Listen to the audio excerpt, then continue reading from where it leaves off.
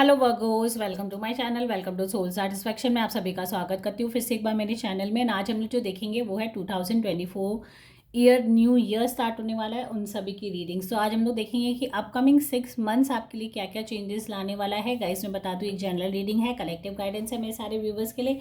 तो इस वीडियो को एंड तक ज़रूर देखिएगा। अगर आप कनेक्ट हो रहे हो, रेजोनेट हो रहे हो, तो मुझे कमेंट सेक्शन में ज़रूर बताइएगा, क्योंकि आज हम लोग जो करने वाले हैं वो है लव रीडिंग। तो देख लेते हैं कमिंग 6 मंथ्स आपके लिए रिलेशनशिप के लिए क्या क्या चेंजेस है। जो भी रिलेशनशिप में है ऑलरेडी, उनके लिए क्या क्या चेंजेस आने वाला है, क्या डिवाइन हमें ब्लेसिंग्स देना चाहते हैं।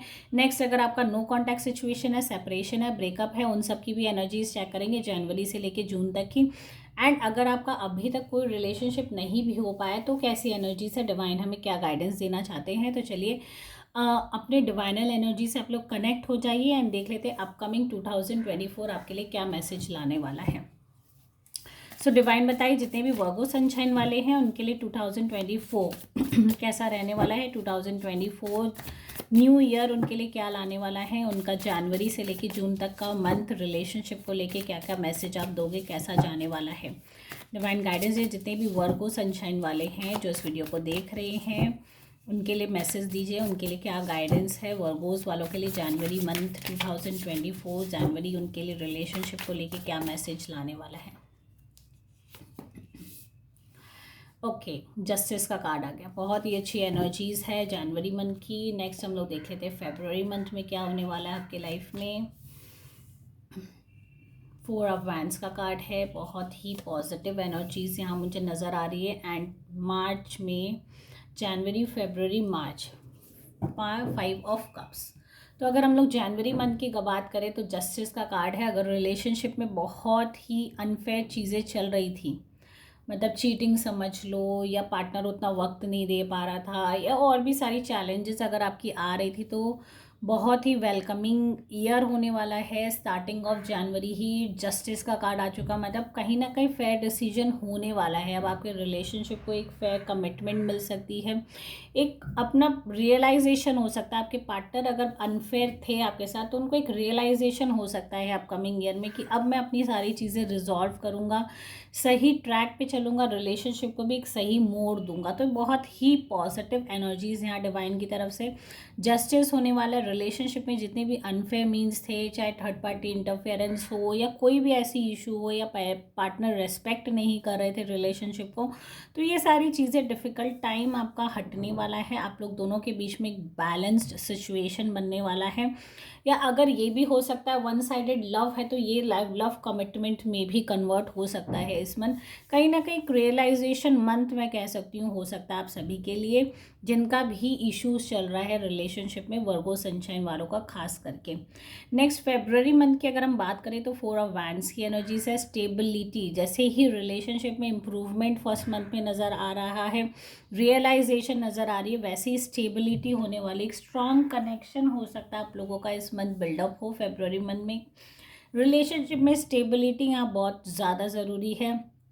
ये भी हो सकता है आप लोग कोई ट्रिप प्लान कर रहे हो, कहीं घूमने जाने का, या फन टाइम एक दूसरे के संग स्पेंड करने का।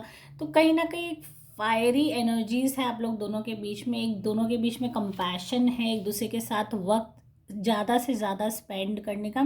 तो रिलेशनशिप की अगर मैं बात करूँ तो स्टेबिलिटी बनी रहेगी। फेब्रुअरी मंथ बहुत ही फेवरेबल, इंजॉयबल हो सकता है। जैसे कि आप कार्ड की एनर्जीज भी देख रहे हो कि कहीं ना कहीं एक टेंट प्लांट पार्टी चल रही है, कोई बाहर फायर, बोलते हैं बर्न फायर वाली जो एनर्जीज होती है वो सब सारी चल सकती है। कि बॉर्न फायर वाली एनर्जीज यहाँ नज़र आ रही है कि कहीं ना कहीं गाला टाइम, इंजॉय टाइम आप अपनी रिलेशनशिप में डेफिनेटली स्पेंड करोगे अपने पार्टनर के साथ। नेक्स्ट हम लोग मार्च की अगर एनर्जीज देखें तो 5 ऑफ कप्स की एनर्जीज है। यहाँ थोड़ा सा जिनका भी ब्रेकअप हुआ है, या रिलेशनशिप नहीं बन पाया, या वन साइडेड लव है, पार्टनर एक्सेप्ट नहीं कर रहे, तो उन सभी के लिए मुझे लगता है थोड़ा सा चैलेंजिंग मंथ हो सकता है मार्च मंथ।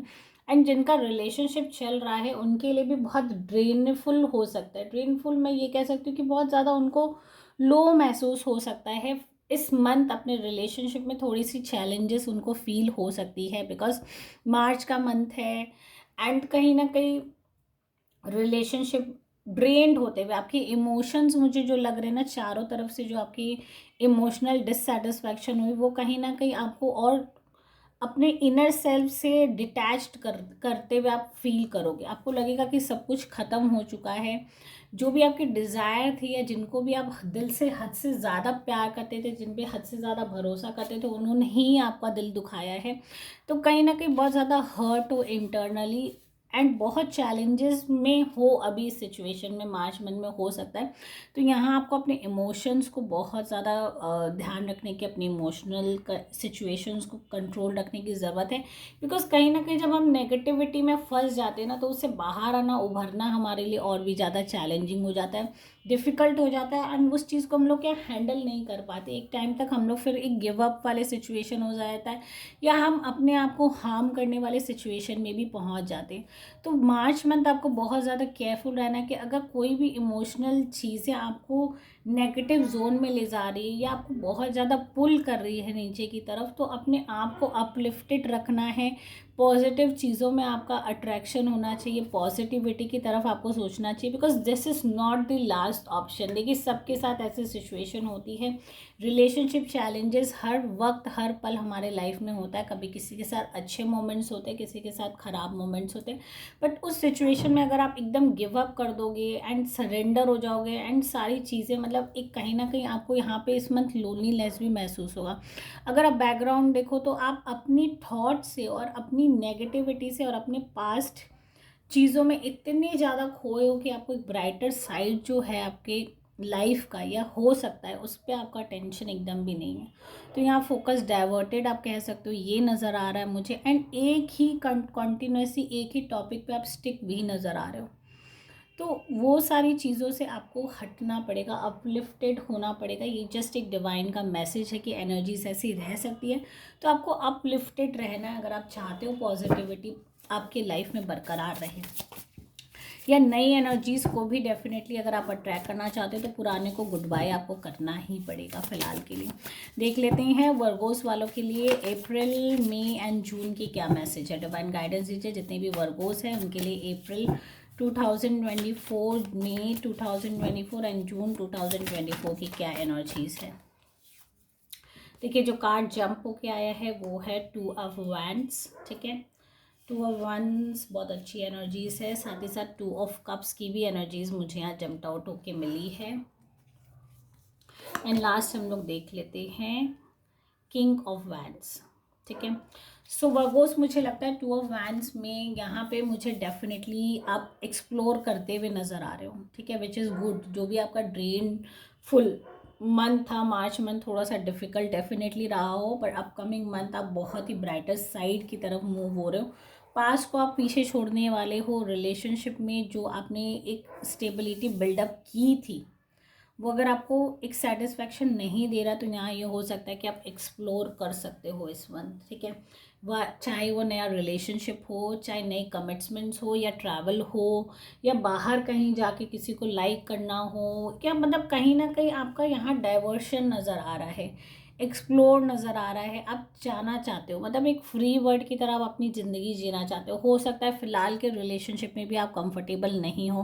तो अप्रैल मंथ आपको वो इनकरेजमेंट दे रहा है कि हाँ, you can plan something different. देखिए, कोई भी रिलेशनशिप परमानेंट नहीं है इस लाइफ में, कोई फिक्स कमिटमेंट नहीं है। कोई निभा पाते, कोई नहीं निभा पाते, बट इट डजेंट मीन कि आप अपने आप को होल्ड करो। अगर आपको कंफर्ट नहीं है वहाँ पे, तो definitely you can move to a different level, a different opportunity in life. ठीक है, तो यहाँ डेफिनेटली 2 ऑफ वैंड्स है, तो मुझे लगता है कहीं ना कहीं एक नई अपॉर्चुनिटी की तरफ आप अहेड करोगे। साथ ही साथ अगर हम लोग मई मंथ की बात करें, तो 2 ऑफ कप्स, तो 2 souls. If you are still single, अगर आपका कोई रिलेशनशिप नहीं है, तो डेफिनेटली इस मंथ एक सोल कनेक्शन के मीटअप होने के चांसेस है, स्पेशली वर्गोज वालों के लिए। तो यहाँ अगर वर्गोस आप सिंगल हो एंड अभी तक कमिटमेंट नहीं मिला है, फ्रेंड्स भी अगर आप हो एंड फिर भी कमिटमेंट नहीं मिला है, तो यहाँ इंडिकेशन है जिनका भी रिलेशनशिप है वो और स्ट्रॉन्गर बॉन्ड में बिल्डअप हो सकता है, मैरिज में भी कन्वर्ट होने के चांसेस है। बिकॉज यहाँ एक कनेक्शन जो हो रहा है ना, बहुत ज़्यादा डीपर लेवल में बढ़ रहा है। ठीक है। जो भी आपका कनेक्शन है उसको और डीपर लेवल में ले जाने के चांसेस है, नए कनेक्शन जुड़ने के चांसेस है। अगर आप एक्सप्लोर कर रहे हो तो मुझे लगता है कि अपने सोल पार्टनर से डेफिनेटली, अगर आप कंफर्ट नहीं हो अभी करंट रिलेशनशिप में, तो भी नए कनेक्शन में बिल्डअप होने की स्ट्रॉन्ग इंडिकेशन दिख रही है मई मंथ में, ठीक है। लास्ट हम लोग अगर बात करें जून मंथ की, तो यहाँ किंग ऑफ वैंड्स की एनर्जीज हैं।